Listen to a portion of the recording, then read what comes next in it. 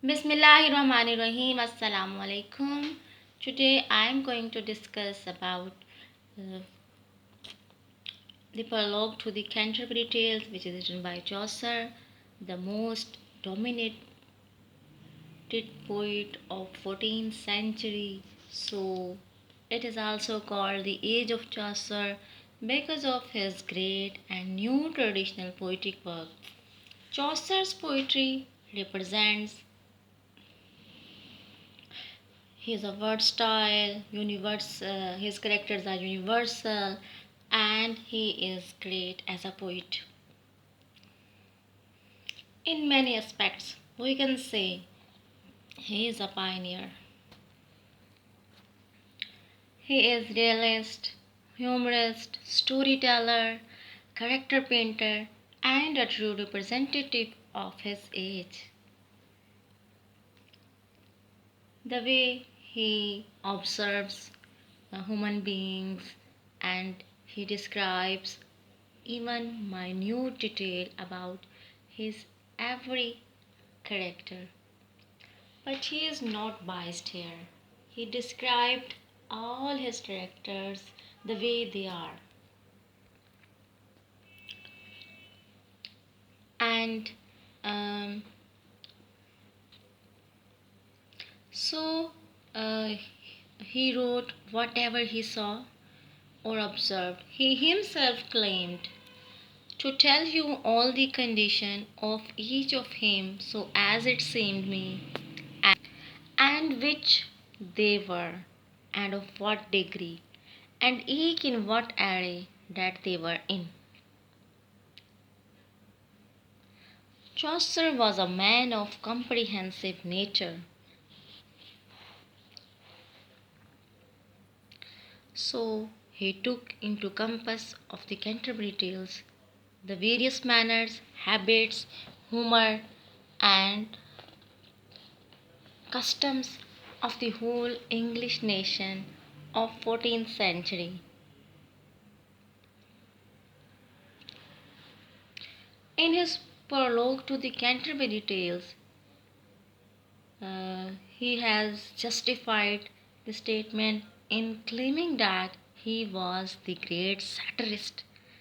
The numerous elements are found in abundance in the prologue to the Canterbury Tales.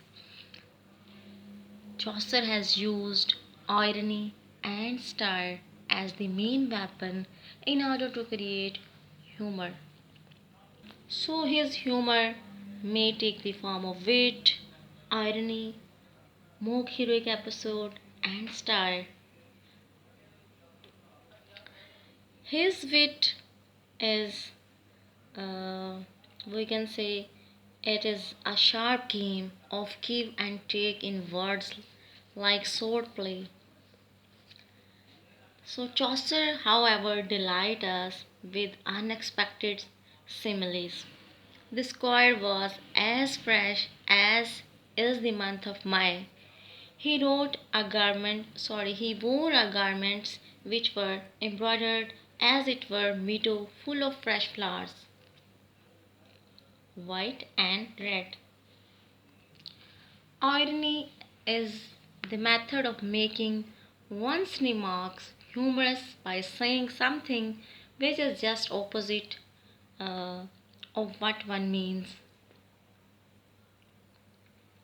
So, the corrupt friar, he described him as a worthy man who was a noble post to his holy order.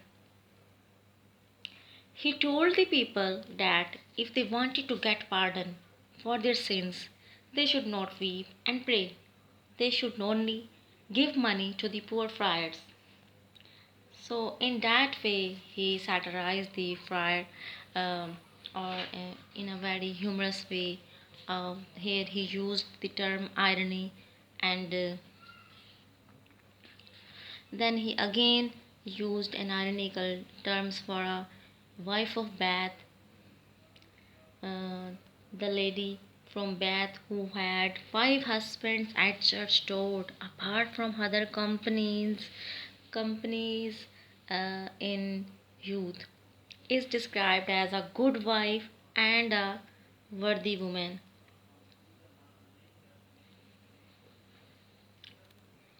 Chaucer humor is of broad and genial type, which is the result of his keen observation and if we observe people minutely, we find that there is something ridiculous about each one. So Chaucer makes us laugh at these ridiculous elements of his contemporaries. About the nun, he says, she sang the divine service in tune in her nose full seemly. And there is another character, the monk, uh, would have nothing to do with the teaching of religion because all the religious activities, all the religious books are not important for him because he is averse to study. For him, his most important thing is horse riding or hunting. So about him, he remarks, because that it was old and some dull street, this like monk let old things pace and and held after the new worthy space. अब इसके पास ये है कि जो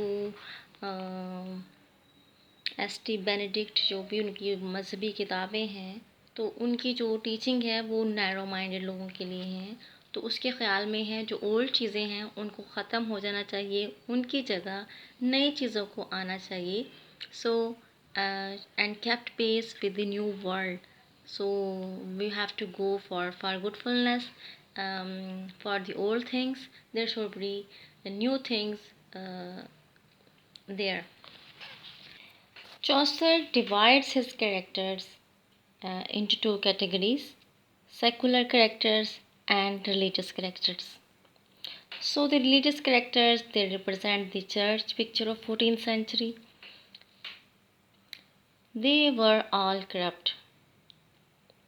They were the monk, the prioress, partner, the friar, the summoner, the poor clerk, and so on, except the poor parson and all the other characters were corrupt. The monk was not interested in religious activities, he was interested in hunting. And then nun. She used to wear ornaments which are forbidden to religious characters, and she has some pets which are also not allowed to religious characters, and uh, she was particular in her manners rather than in understanding or um, acting upon religious activities. And then we have the character of sumner, the partner. They used to sell religious things um, just for the sake of to get money. And there is the only person who was the parson, and he was a poor parson. He always taught all those things which he practiced. So Chaucer has satirized all the religious characters. They were corrupt, they were not performing their duties in a good way. uh, Chaucer uh, ridiculed his characters, religious characters, humorously and satirically. About the nun, the prioress, he wrote, but for the speaking of her conscience, she was so charitable and so piteous. She would weep if that she saw a mouse caught in a trap, or if it were dead or bled. Of small hounds had she the that she feed with roasted flesh or milk, and wasted and vessel bread, but sore wept she if one of him were dead. अब ये none जो है, she was kind hearted and इतनी वो charitable थी कि अगर वो किसी माउस को देखती कहीं ट्रैप हो गया है या फिर वो कहीं उसका जो ब्लड निकल रहा है तो वो बहुत बुरे तरीके से रोती थी। और उसके पास छोटे छोटे डॉग्स थे जिनको वो बहुत अच्छे खुराक देती थी, जो कि रोस्टेड फ्लैश था और मिल्क था और बहुत ही फ़ाइन किस्म की आटे की ब्रेड थी। अगर उनमें से कोई भी मर जाता तो तब भी वो बहुत बुरी तरीके से रोती थी। सो चौसर is essentially a realist and character painter.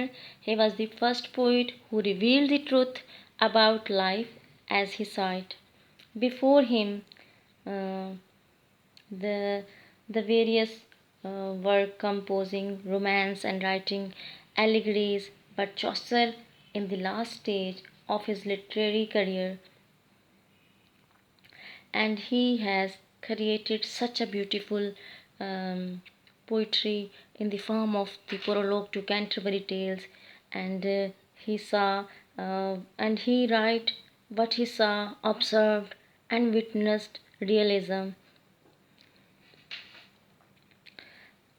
The way he described the people of that age, their minor description, their custom, each and everything is properly discussed in that prologue to the Canterbury Tales. His characterization is superb and unique. Chaucer characters are type as well individual and around as well.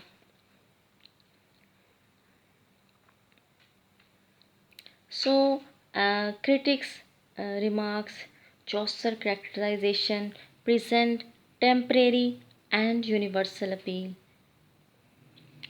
Every age is a Canterbury pilgrimage age. His characterization and realism presents a uh, vertical picture of 14th century and universality and blending of the medieval and Renaissance trait with vivid description. So we can say Chaucer was a versatile artist. So he introduced characters from almost every walk of life. We can form a clear cut estimate of the 14th century society after reading his prologue to the Canterbury Tales. Chaucer's secular characters, the millers, the reeve, the man of law, the doctor of physics, the merchants, the wife of Baths, all these characters present a comprehensive, vivid, and realistic picture of the 14th century. So we can say Chaucer can be called the first realist, humorist, character painter of his age. His description about the doctor of physics has a universal representation. For gold in medicine is cordial, therefore he loved gold in special. Without any hesitation, we can conclude that Chaucer is the real representative of his age, with the qualities of being a storyteller, realist, satirist, humorist, and a great painter of a human life, prevailing of in 14th century. He wrote in his own dialect, without following any trodden path. He is rightly given the name of the father of English poetry, with the opinion he is the first English poet who put the poetic work on a new track, which became a source of revelation in the field of poetry.